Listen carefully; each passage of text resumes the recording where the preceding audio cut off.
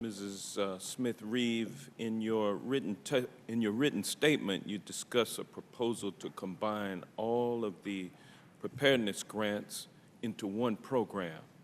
Congress has rejected past administration proposals to do the same thing. How does NEMA's proposal differ from past administration proposals, if at all? So there was different. And also, how will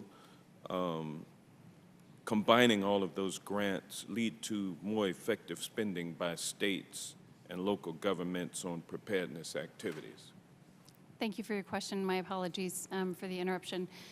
So with regard to what NEMA, our voting members had put together and proposed to FEMA was a consolidation.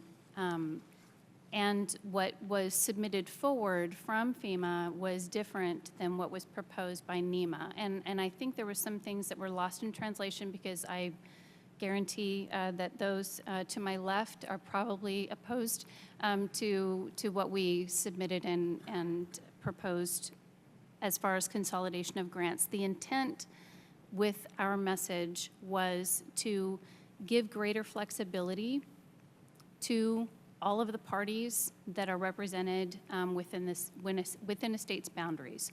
So by combining the suite of grants, it would allow a state to go through the threat hazard identification and risk assessment, define where their biggest risk areas are, and then allow them to determine where they're spending their grant dollars.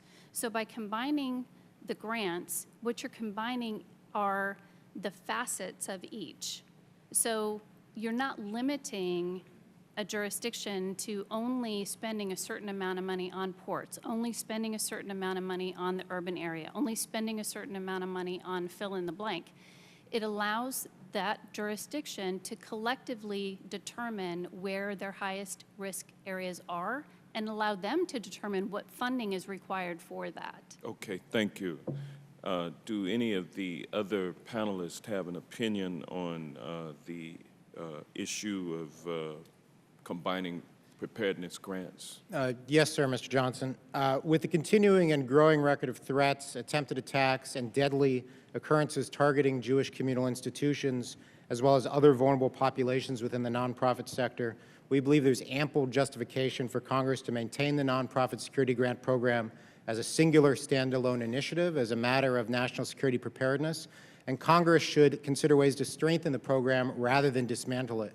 We believe that consolidating the program would disenfranchise at-risk nonprofit stakeholders who are not able to meaningfully participate in or effectively compete with larger, more formidable and connected stakeholders for resources in an integrated competitive process. So we strongly believe that keeping the programs separate and segregated serves the interests of the country as well as those of at-risk nonprofits. All right, thank you. Anyone else? Yes, sir, Mr. Lawless. Thank you, Mr. Johnson. By reducing the grants, we're totally opposed to making those block grants, but by reducing those grants and combining these grants into block grants, in our situation, the ports would be forced to compete with other interests, both on the state level and local level, for those crucial and vital funds. We are international borders.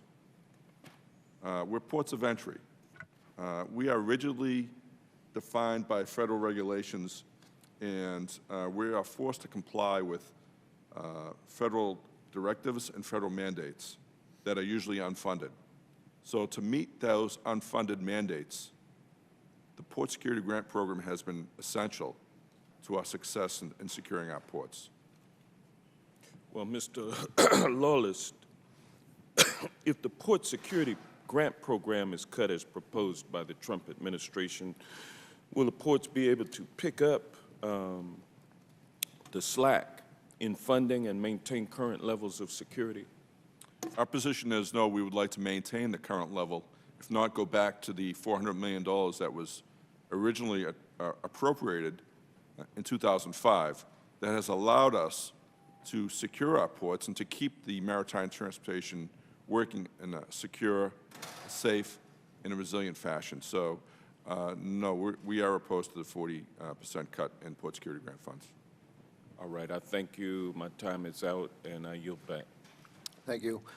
Chair now recognizes Mr. Graves for 5 minutes. Thank you, Mr. Chairman. I want to thank all of you for being here today. Ms.